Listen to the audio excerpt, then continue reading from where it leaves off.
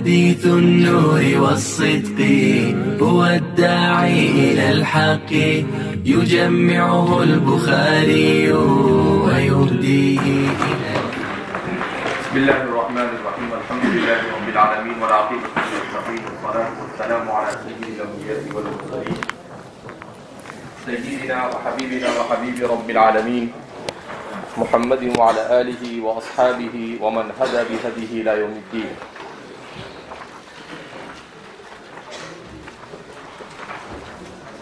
کتاب بدء الخلق کے تحت امام بخاری چند آیات کو اور اسی کے ساتھ چند احادیث مبارکہ کو ذکر کر رہے ہیں جس کا تعلق بدء الخلق سے.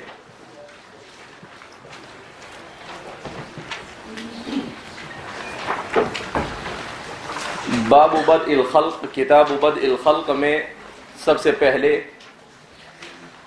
آپ نے آیت کریمہ پیش کی وَهُوَ الَّذِي يَبْدَأُ الْخَلْقَ ثُمَّ يُعِيدُهُ وَهُوَ أَهْوَنُ عَلَيْهِ.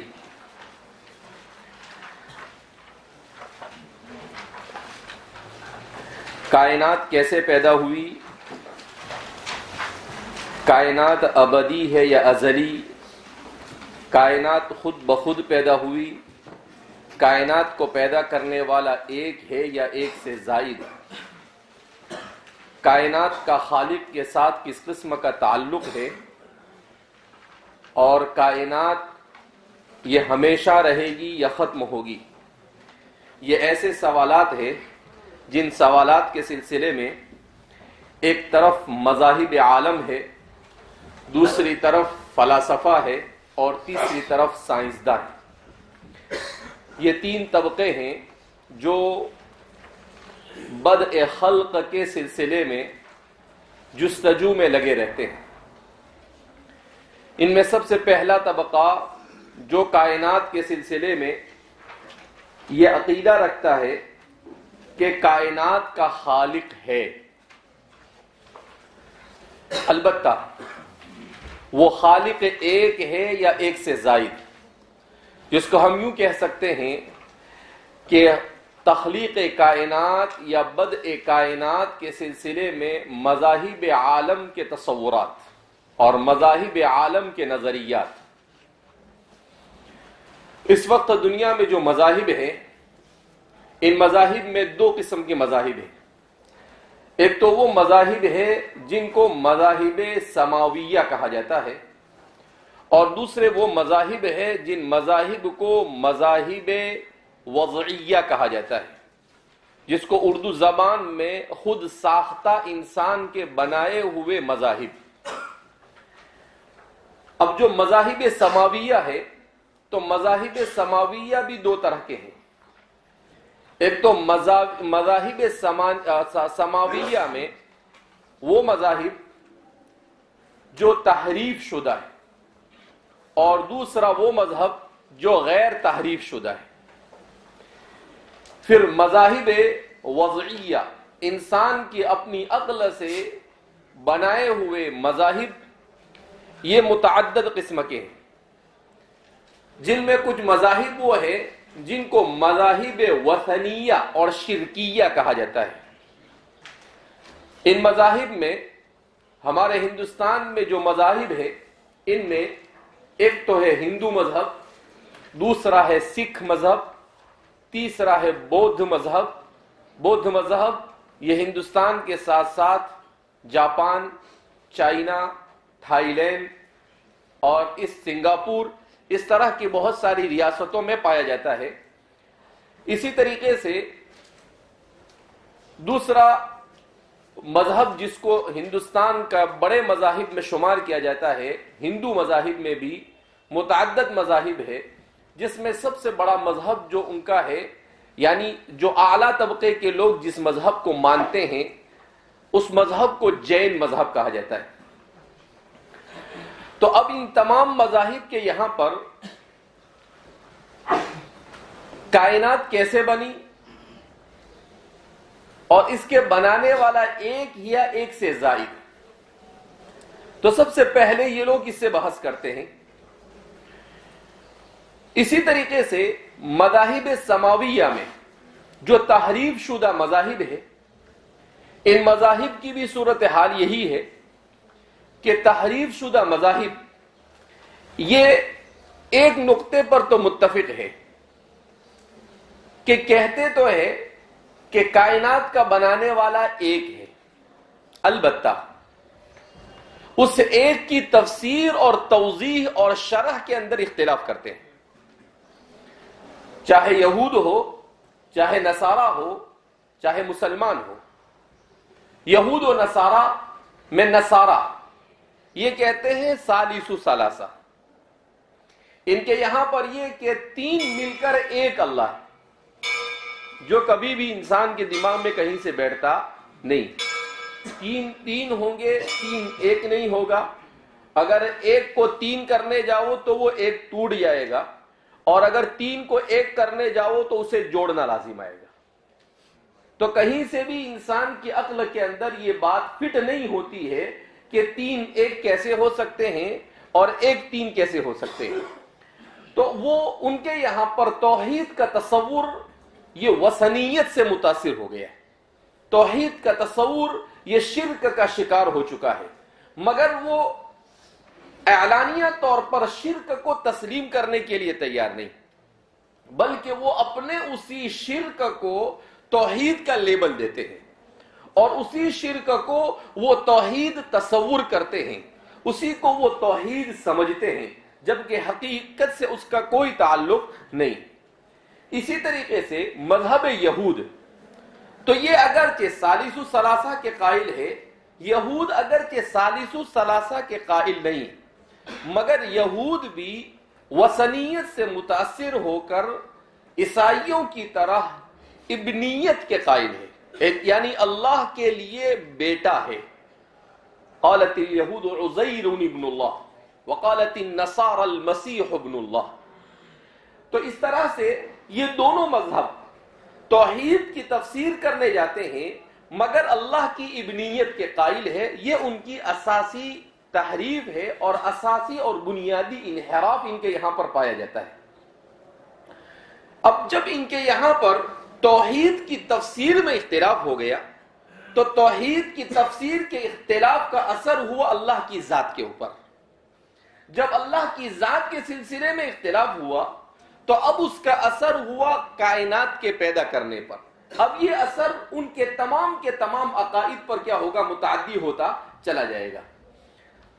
تو ان کے یہاں پر تصور اس طرح سے وہ بیان کرتے ہیں یہود کہ اصل میں اللہ نے دنیا کو بنایا، یہاں تک تو بات صحیح، مگر اس کے بعد آگے چل کر یہ گمراہی کا شکار ہوتے ہیں، کہتے ہیں اللہ نے بنایا، مگر بنانے کے بعد اللہ آرام میں چلا گیا۔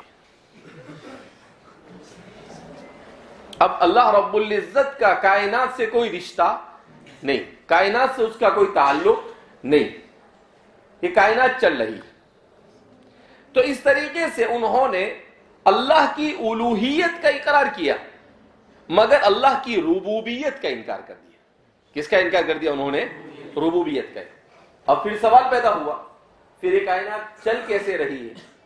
تو پھر اس کو سمجھانے کے لیے کبھی یہ فلاسفہ سے متاثر ہو جاتے ہیں، کبھی یہ سائنسدانوں سے متاثر ہو جاتے ہیں، تو کبھی یہ کہتے ہیں کہ کائنات فطری قانون کے مطابق چل رہی ہے، یعنی اللہ نے کچھ قدرتی قانون بنا دیے ہیں، اس قانون کے مطابق یہ کائنات کیا ہو رہی ہے؟ چل رہی ہے۔ جیسے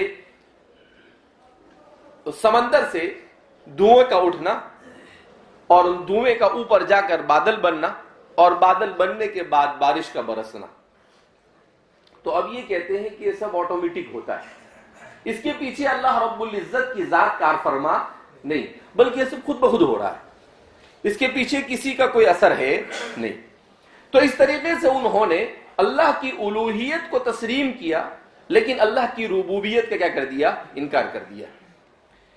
اسی سے متاثر ہو کر نصارہ، اب نصارہ جو ہے انہوں نے جو عقیدہ اور نظریہ پیش کیا وہ یہ پیش کیا کہ اصل میں اللہ رب العزت حضرت عیسیٰ علیہ السلام میں حلول کر گئے, آسمان سے اترے الیاذ باللہ اور عیسیٰ میں حلول کرے.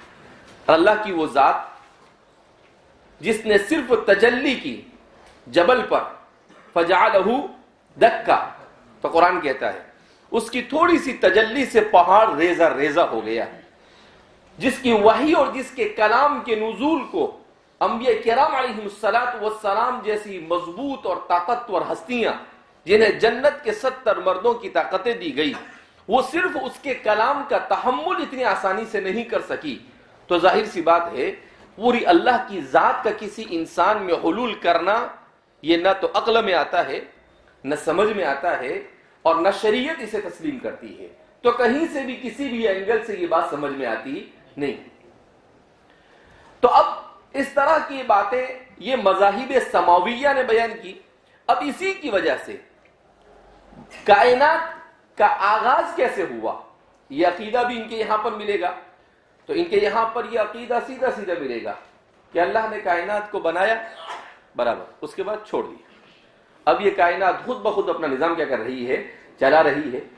عیسائی کہتے ہیں کہ عیسیٰ علیہ السلام آسمان پر بیٹھ کے اس نظام کو کیا کر رہے ہیں, چلا رہے ہیں. تو کہتے ہیں, کبھی یہ کہتے ہیں کہ کائنات میں جو کچھ تغیرات ہو رہے ہیں اس تغیرات میں کسی کا کوئی دخل نہیں ہے, بلکہ جیسے انسان کسی مشین کو بناتا ہے اور اس کے بعد وہ آٹومیٹک کام کرتی ہے, ایسے ہی یہ کائنات کا نظام بھی کیا کر رہا ہے, آٹومیٹک کام کر رہا ہے. جبکہ حالات اور جس طرح کی صورتحال اس دنیا میں پیدا ہوتی ہے یہ تمام کے تمام چیزیں اس کا انکار کرتی ہے. اب دوسری طرف وہ مذاہب جن کو مذاہب سماویہ سے کوئی تعلق نہیں, یا اگر ہے بھی تو حقیقی طور پر اس کا کوئی ثبوت نہیں, یعنی یہودیت اور نصرانیت کا سماوی ہونا یہ تو کتاب اللہ سے ثابت ہے, کیونکہ قرآن نے تورات, انجیل اور انبیاء کرام علیہ السلام کا ذکر کیا ہے. مگر ہندو مذہب جن کے یہاں پر مذہبی کتابیں پائی جاتی ہیں اور ان کتابوں کی بہت ساری تعلیمات یہ اسلام کی تعلیمات سے ملتی جلتی ہے, تو اس کی وجہ سے ایک امکان یہ ظاہر کرتے ہیں کہ ہو سکتا ہے ہمارے اس خطے میں کسی زمانے میں کسی کو نبی بنا کر بھیجا گیا اور اس زمانے کی زبان سنسکرت میں ان کے اوپر اس کتاب کا نزول ہوا ہو. جس طرح سے وہ تحریف شدہ ہے, کون سی کتاب, تورات اور انجیل اور زبور, ایسے ہی اس کو بھی انہوں نے کیا کر دیا ہے, محرف کر دیا ہے. لیکن یہ ایک امکان ہے, اس کو کلی طور پر, کیونکہ کتاب اللہ نے اس کا ذکر نہیں کیا, سنت رسول صلی اللہ علیہ وسلم میں اس کا ذکر نہیں ہے, تو اسے یقینی طور پر نہیں, یہ ایک احتمال کے طور پر کہا جا سکتا ہے کہ تشابہ تعلیمات, اس کی تعلیمات میں اور ہماری تعلیمات میں بہت ساری چیزوں میں تشابہ, یہ ایسا محسوس ہوتا ہے. ادیان اور مقارنۃ الادیان اور تقابل ادیان کا مطالعہ کرنے والے اور اس کی اسٹڈی کرنے والوں نے ایک امکان ظاہر کیا ہے کہ ہو سکتا ہے یہ مذاہب, تو ان کے مذاہب میں چونکہ خرافات سے بھرے ہوئے مذاہب, تو ان کے مذاہب میں کائنات کیسے وجود میں آئی, کائنات کے وجود کے آنے کے سلسلے میں بودھ مذاہب کچھ کہیں گے, جین مذہب کا کچھ کہنا ہے, سکھ مذہب کا کچھ کہنا ہے, اور ان کے بھات بھات کے مذاہب کی بھات بھات کی باتیں, عجیب عجیب قسم کے خیالات اور نظریات یہ پیش کرتے ہیں. خود ہندوستان کی تاریخ کے سلسلے میں تاریخ فرشتہ, اسماعیل فرشتہ نے کتاب لکھی ہے. اس کتاب میں انہوں نے مقدمے میں لکھا ہے کہ ہندو نظریات اس کو ادوار میں تقسیم کرتے ہیں, کوئی 7 کروڑ سال پر مشتمل ہے, کوئی 300 کروڑ سال پر مشتمل ہے. کون سا باوا دیکھنے گیا کہ کتنے کروڑ سال ہوئے اور کتنے کروڑ سال ہوئے. اس کو پڑھنے سے یہ سمجھ میں آتا ہے کہ وہ سائنس سے متاثر ہو کر, ابھی جنہوں نے ان کے مذہب کی تجدید کی ہوگی انہوں نے سائنس سے متاثر ہو کر وہ سارے خیالات اور نظریات کیا کر دیے ہیں, بنا لیے ہیں. بہرحال جین مذہب جو ہندوستان کے مذاہب میں سب سے بڑا مذہب مانا جاتا ہے, اس کی تعلیمات کے اعتبار سے جو ان کی کتابوں کے ماہرین ہیں انہوں نے لکھا ہے کہ مذاہب میں جین مت اس لحاظ سے قابل ذکر ہے کہ وہ مذہب ہوتے ہوئے بھی خالق کائنات کا منکر ہے. ایک جینی مصنف بابو رکھب داس کی زبانی سنیے. اس بات کو جینی بھی مانتے ہیں کہ دنیا کی حالت میں ہمیشہ تبدیلی ہوتی رہی ہے، لیکن ایسا نہیں مانتے کہ کسی وقت میں تمام دنیا فنا ہو کر میدان خالی ہو جاتا ہے. یہ تمام دنیا ایک ہی مرتبہ پیدا ہو جاتی ہے. در حقیقت دنیا کے وجود کے لیے جو پرکتی کے اوصاف اور ان کے ایک دوسرے پر اثر کرنا ہی کافی ہے. پرمیشور کی طرف سے اس کام کی کوئی ضرورت نہیں ہے. یہ سائنس سے متاثر ہے. کیا مطلب؟ کہ انہوں نے جیسے نظریہ ارتقاء پیش کیا، بالکل اسی انداز میں کیا کہتا ہے کہ جیو پرکتی، یعنی جیو جو ہے اس نے پرکتی کی، یعنی اس نے ترقی کی، نظریہ ارتقاء جس کو تھیوری آف ایولیوشن کہا جاتا ہے، اسی سے متاثر ہو کر اس بھائی نے بھی کہہ دیا کہ بھائی ہمارے جین مذہب کے اندر میں کائنات ایک ساتھ کسی نے اس کو بنایا ہو یا یہ ختم ہوگی ایسا کچھ بھی پایا جاتا نہیں ہے، بلکہ ترقی یافتہ یہ دنیا ہے اور پرمیشور کی طرف سے اس کام کی کوئی ضرورت نہیں، یعنی اللہ کائنات کو بنائے اس کی کوئی ضرورت ہے نہیں. تو یہ کہا کہ ہندوستان کے مذاہب میں یہ عجیب مذہب ہے، ایک طرف یہ مذہب ہونے کا دعویٰ کرتا ہے اور دوسری طرف خالق کا انکار کرتا ہے. پرماتما پر پرمانن پروون ہے تو پھر اس نے دنیا کو کیوں پیدا کیا؟ وہ ایک سوال کرتا ہے کہ اس کو دنیا کی ضرورت نہیں، پھر اس نے دنیا کو کیوں پیدا کیا؟ اگر وہ دنیا کو پیدا وناش کرتا ہے تو ضروری بات ہے کہ اس کی اچھا یعنی خواہش، اس کی اچھا یعنی خواہش یہ ہے، کیونکہ بغیر اچھا کے کرم نہیں ہوتا، اور کرم اور اچھا اسی کو ہوتی ہے جو پورن یعنی کامل نہیں ہوتا. تو انسان کیسے کیسے گمراہ ہوتا ہے. کیا کہتا ہے یہ کہ اس کائنات کو پرمیشور پیدا نہیں کر سکتا ہے، اللہ نہیں پیدا کرے گا اسے. کیوں اللہ نہیں پیدا کرے گا؟ اس لیے کہ اگر اس نے اس کو پیدا کیا تو اس کا مطلب یہ ہے کہ اس نے اچھا یعنی ارادے سے پیدا کیا. کس سے پیدا کیا؟ ارادے سے. اور جب اس کے لیے ارادہ ثابت ہوا تو اب ارادے کی وجہ سے کرم ہوتا ہے یعنی عمل ہوتا ہے. کرم کس کو کہتے ہیں؟ عمل کو. تو اب یہ ہوگا کہ اللہ رب العزت کے لیے ارادہ اور کرم کو ثابت کرنا اس کی بے نیازی کو متاثر کرتا ہے، اور اس کے لیے اس میں اگر یہ بے نیازی نہیں ہے یعنی وہ بے نیاز نہیں ہے بلکہ وہ محتاج ہے ارادے کا بھی، وہ محتاج ہے عمل کا بھی، تو اس کا مطلب یہ ہے کہ اس کی ذات میں کمی اور نقص پایا جاتا ہے. یہ کس سے متاثر ہو کر بات کر رہے ہیں؟ فلاسفہ سے متاثر ہو کے. فلاسفہ یونان اسی طرح کی باتیں کرتے تھے. تو حالانکہ ایسی بات نہیں. انسان کا ارادہ اور اللہ کا ارادہ شتان بینہما، دونوں میں فرق ہے. انسان کا کرم اور اللہ کا کرم دونوں میں فرق ہے. اللہ رب العزت ارادے کا محتاج نہیں، اللہ دنیا کا محتاج نہیں، اللہ ہمارا بھی محتاج نہیں ہے، مگر اللہ رب العزت نے اس دنیا کو اپنی خالقیت اور اپنی قوت کے اظہار کے لیے بنایا، اور انسان کو اس میں آزمائش کے طور پر کیا کر دیا؟ چھوڑ دیا ہے. لہذا یہ کہنا کہ ارادہ اور اچھا اور کرم کا ہونا یہ کسی ذات کے ناقص ہونے پر دلالت کرتا ہے، ایسا کچھ بھی نہیں ہے. بہرحال تو اس مذہب کے مصنف ان لوگوں کا ماننا یہ ہے کہ خدا نے کائنات کو پیدا نہیں کیا ہے، بلکہ کائنات خود بخود پیدا ہو گئی ہے، اور اس کے پیدا کرنے کے پیچھے کسی قسم کے خالق کے تصور کو ماننے سے خالق کا ناقص ہونا لازم آتا ہے. لہذا بہتر یہ ہے کہ کسی خالق کو نہ مانا جائے. ان کے بہت سارے لوگوں کے حوالے سے انہوں نے بیان کیا ہے. دوسرا مذہب ہے بودھ مت، بودھ مذہب. بودھ مذہب میں قدیم سے یہ اختلاف چلا آ رہا ہے کہ وہ خدا کو مانتا ہے یا نہیں. کتنا بھاری مذہب جس میں یہی اختلاف ہے کہ بھئی خدا ہے بھی یا نہیں، اس کے بارے میں اختلاف پایا جاتا ہے. یہ اختلاف دراصل اس بات کا نتیجہ ہے کہ گوتم بدھ کی طرف سے جو تعلیمات منسوب کی طرف جو تعلیمات منسوب کی گئی ہے ان میں خالق کائنات کا نہ انکار ہے نہ اقرار ہے. حضرت نے ایسے ہی چھوڑ دیا ان کو. دراصل بدھ مت کو تخلیق کائنات کے مسئلے سے دلچسپی ہی نہیں. ان کا ایک بودھ مذہب کا ایک اسکالر اپنی تصنیف میں یہ کہتا ہے کہ بودھ مت کی روایت خالق کے وجود کے صاف صاف انکار نہیں کرتی، البتہ وہ اس معاملے میں دلچسپی بھی نہیں رکھتی کہ کائنات کو کس نے پیدا کیا.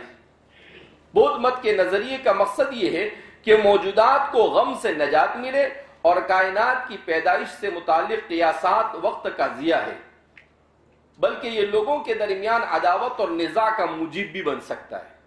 لو عجیب و غریب. کہا کہ کائنات کے بارے میں آپ نے کچھ بولو مت، ہم کچھ بولیں گے پھر دوسرا کچھ بولے گا تو اختلاف ہوگا، اس سے اچھا اختلاف نہ ہو. تو کہا اس کے مسئلے کو چھیڑو ہی مت. تو اس طرح غم سے نجات کے مقصد، یعنی ان کے پورے مذہب کا مقصد یہ ہے کہ غم سے کسی طریقے سے انسان کو کیا ملے؟ نجات ملے. اس کے بعد ہندو مذہب کا تصور. ہندو مت بے شمار مختلف اور متضاد افکار اور خیالات کے مجموعے کا نام ہے، اسی لیے بعض ہندو اسکالر ہندو مذہب کے مذہب ہونے کا ہی انکار کرتے ہیں کہ ہندو کوئی مذہب ہے ہی نہیں، خواہ زبردستی یہاں کے لوگوں نے اس کو مذہب بنا دیا ہے.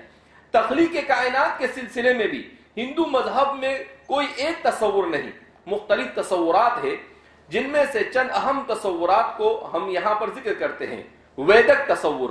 ویدوں میں تخلیق کائنات کے بارے میں کیا تصور ہے، اس پر روشنی ڈالتے ہوئے ڈاکٹر تارا چند فرماتے ہیں کہ ویدک نظریے کا تاریخی مواد کچھ بھی ہو، وہ اپنی پختہ شکل میں ایک عمدہ فلسفیانہ سسٹم ہے. اس سسٹم میں ایک بالاتر ہستی آخری حقیقت کے طور پر سامنے آتی ہے، وہ ایکم شخصیت پرش خالق اور پر جا کر رک جاتی ہے، جسے واجب الوجود برہمانتر اور ادراک محیط کل یا عالم کل کہا جاتا ہے.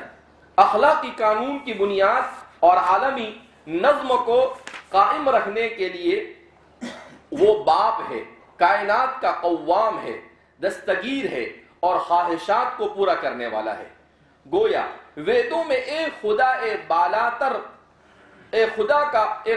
بالا و برتر کا تصور موجود ہے جو ساری کائنات کے خالق اور مالک مانا جاتا ہے. کائنات کی تخلیق کیسے ہوئی؟ ڈاکٹر تارا چند اسے واضح کرتے ہوئے لکھتے ہیں کہ خدا دنیا کو کیسے پیدا کرتا ہے. اس سلسلے میں ویدک لٹریچر میں متعدد بیانات ہیں. کبھی یہ خیال کیا جاتا ہے کہ کائنات مشینی تخلیق کا نتیجہ ہے، بہت بھاری. کبھی وہ قربانی کا پھل ہوتا ہے، کبھی وہ پرجوش بنفس نفیس قربان ہوتا ہے اور اس کے اعضاء سے کائنات کے اعضاء بنتے ہیں، یعنی اللہ خود ختم ہو جاتا ہے اور اسے کائنات وجود میں آ جاتی ہے. الیاذ باللہ. زیادہ فلسفیانہ انداز میں یہ بات کہی جاتی ہے کہ تخلیق ایک سلسلہ یعنی معدومیت سے موجود کی طرف کا ارتقا ہے. ابتدا میں وجود اور عدم دونوں معدوم تھے. ایک تاریک خلا تھا، خدا واحد اس خلا میں خاموشی کے ساتھ سانس لیتا تھا، تب اس کے اندر خواہش پیدا ہوتی تھی. یہ وجود اور عدم کی سرحد تھی اور ساری تخلیق کا سبب. لیکن وہ بیان جو عوام میں زیادہ مقبول ہوا یہ تھا کہ قدیم موجود ہستی نے پانی پیدا کیا جس کے اندر طلائی انڈا تیرتا تھا، وہ اس کے اندر داخل ہو گیا اور اس سے پہلے مخلوق برہما کی شکل میں پیدا ہوا. تب برہما نے دیوتاؤں، جنت، زمین، آسمان، سورج، چاند، کائنات اور انسان کو پیدا کیا. یہ ہے تخلیق کائنات کے سلسلے میں ویدک لٹریچر کے مختلف اور متضاد بیانات. اس ذیل میں ایک اور چیز پڑھتے چلیے کہ قربانی کائنات کی ایک نظم کی علامت ہے. یہ سب فلسفے سے متاثر، سائنس سے متاثر ہو کر لکھ رہے ہیں. وہ پرجاپتی کی علامت کا ذریعہ بھی ہے، کیونکہ جب پرجاپتی تخلیق کرنے میں قوت کھو دیتا ہے تو دیوتا اس کی قدیم طاقت کو قربانی کے ذریعے اثر نو واپس لے آتے ہیں. قربانی کے ذریعے دیوتا بارش، طوفان اور سورج کے طلوع کے سلسلے میں اپنی سرگرمی کا مظاہرہ کرتے ہیں اور اس طرح قربانی اور ہتھیار ہے قربانی وہ ہتھیار ہے جس کے ذریعے خدا کا ارادہ تکمیل پاتا ہے. جس کو یہ لوگ مندروں کے اوپر چڑھاتے ہیں، کیا کہتے ہیں، بلی چڑھانا کہتے ہیں. تو کہا کہ وہ کرنے سے کیا ہوتا ہے، کوئی چیز وجود میں آتی ہے. اوپر کے بیان سے معلوم ہوا کہ خدا خود قربان ہو کر کائنات کی تخلیق کرتا ہے، علیاذ باللہ. اس بیان سے معلوم ہوا کہ کائنات کے پیدا کرنے میں خدا کی قوت ختم ہو جاتی ہے، اور دیوتا قربانیاں کر کے یہ قوت اثر نو فراہم کر دیتے ہیں. نیز انسانوں کی قربانی سے دیوتاؤں کو کائنات کا نظم کرنے کی طاقت حاصل ہوتی ہے. اسی لیے ان کے یہاں پر بچوں کو اور انسانوں کو بھی بلی پر چڑھا دیا جاتا ہے اور انہیں بھی مارا جاتا ہے. تو یہ ان کے یہاں پر بڑا مقدس عمل ہے کہ انسان کو مارنے سے گویا کہ جو خدا ہے اس کے اندر طاقت پیدا ہوتی ہے. اسی کو کہتے ہیں قرآن کریم ختم اللہ علی قلوبہم وعلی سمعہم وعلی ابصارہم غشاوہ. یہ سب پڑھے لکھے لوگ ہیں. ڈاکٹر جادو ناتھ سنہا جو ہندوستانی فلسفہ اور ہندوستانی نفسیات پر متعدد مستند اور ضخیم کتابوں کے مصنف ہے اور ہندو مت کے اصل مآخذ پر براہ راست عبور رکھتے ہیں، اپنی مشہور کتاب اے ہسٹوری آف انڈین فلسفی میں فرماتے ہیں وید مذہبی فکر کے مختلف پہلوؤں کی نمائندگی کرتے ہیں. ان میں شرک، مربوط اور منظم شرک، توحید ناقص، بہت سے دیوتاؤں کو ایک دوسرے میں ضم کر کے ایک دیوتا بنا دینا، توحید اور وحدت الوجود کے کھلے ہوئے نشانات ملتے ہیں. اس بیان سے بھی یہی معلوم ہوا کہ ویدک میں کوئی ایک تصور نہیں، مختلف اور متضاد افکار اور تصورات ہے. ڈاکٹر جادو ناتھ سنہا شرک اور مربوط شرک کے ذریعے کا ذکر کرنے کے بعد فرماتے ہیں کہ ہیرانا گرب یا پرجاپتی یا شکرنتر اور پرم پرش رفتہ رفتہ واحد خدا برتر کی جگہ لے لیتے ہیں. ہیران یا گرب پرجاپتی ہے اور تمام مخلوقات کا مالک. خداوند وہ آگاہ رتی میں اٹھتا ہے. اس نے زمین اور آسمان کو قائم کیا اور وہ پوری کائنات کا واحد فرما روا ہے. وہ پہاڑوں کا، سمندروں کا اور دریاؤں پر حکومت کرتا ہے. وہ انسانوں اور جانوروں پر حکمرانی کرتا ہے. دوسرے دیوتا اس کے احکامات کی پیروی کرتے ہیں. وہ تمام دیوتاؤں سے برتر خدا واحد یکتا ہے. اس کے بارے میں کہا جا سکتا ہے کہ وہ عظیم تر خدا واحد کا مرتبہ رکھتا ہے. تو اس طریقے سے ان کے یہاں پر بھی اللہ کے سلسلے میں کوئی ایک تصور ملتا نہیں ہے. اسی طریقے سے لکھا ہے کہ ویدانتی تصور اپنوشیدت کا آخری حصہ شمار ہوتا ہے، اس لیے انہیں ویدانت کہا جاتا ہے.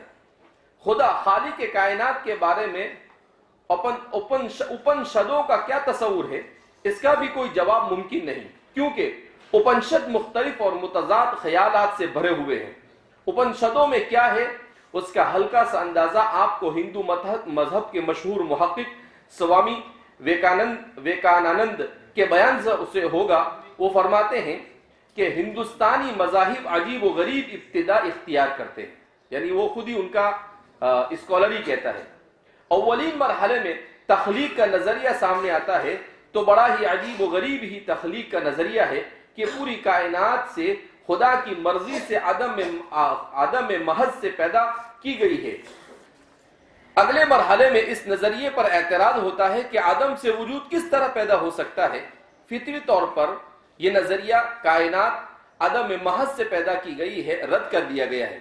ایک حل یہ سامنے آیا کہ مادہ، خدا اور روح تینوں ازلی اور ابدی ہے. اس فلسفے کے روح سے جیو دائمی ہے جیسا کہ خدا دائمی ہے، یعنی انسان کے اندر جو روح ہے وہ کبھی ختم نہیں ہوتی ہے. فطرت مادہ بھی دائمی ہے مگر وہ بدلتا رہتا ہے.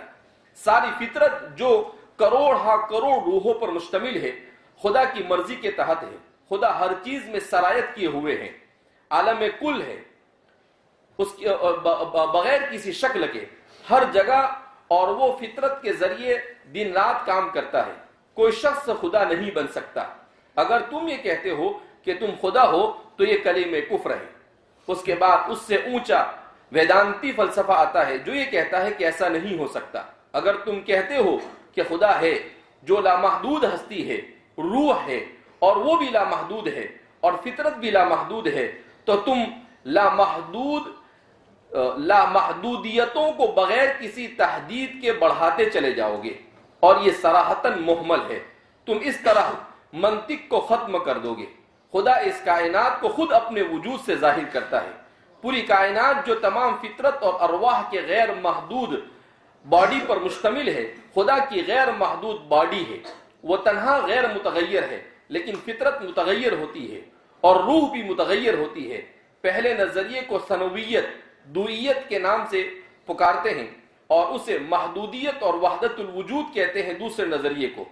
اب بہت عمدہ سوال ابھرتا ہے، اگر خدا کائنات بن جاتا ہے تو آپ اور یہ تمام چیزیں خدا ہے. کیا خدا کروڑوں روحوں پر تقسیم ہو گیا؟ لامحدود ہستی کو تقسیم کرنا ناممکن ہے.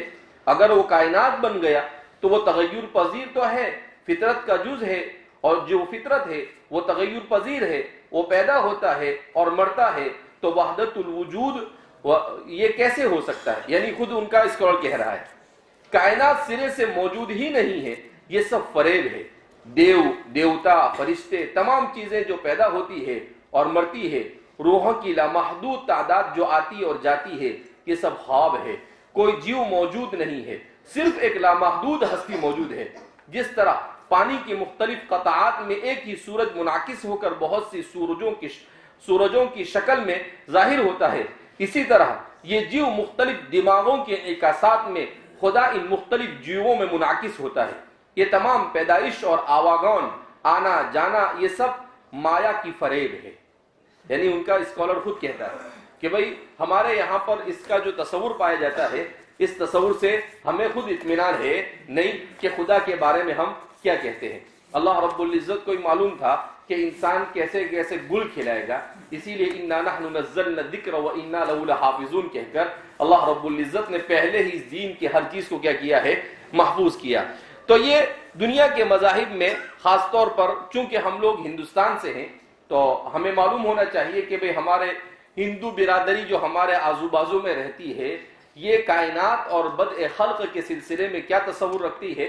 تو اس سلسلے میں ان کے یہاں پر کبھی کہ کائنات اللہ ختم ہو گیا اور کائنات بنی، کبھی کہتے ہیں کہ کائنات کی ہر چیز میں اللہ سرایت کیا ہوا ہے، اور کبھی کہتے ہیں کہ وہ ختم ہو گیا ہے، اس کی طاقت کو لانے کے لیے بلی چڑھانی پڑتی ہے، اور جانور کے ذریعے اور انسان کے ذریعے سے، اس کے ذریعے سے اس الہ کے اندر میں طاقت کیا ہوتی ہے؟ پیدا ہوتی ہے. تو یہ ان کے منتشر خیالات تھے جو کائنات کے سلسلے میں ان لوگوں نے کیا کیے ہیں؟ بیان کیے ہیں. اب آئندہ کل فلسفہ اور سائنسداں یہ کائنات کے سلسلے میں 3 قسم کی جو نظریات بیان کرتے ہیں اسے بیان کر کر بات کو ختم کر دیا جائے گا انشاءاللہ.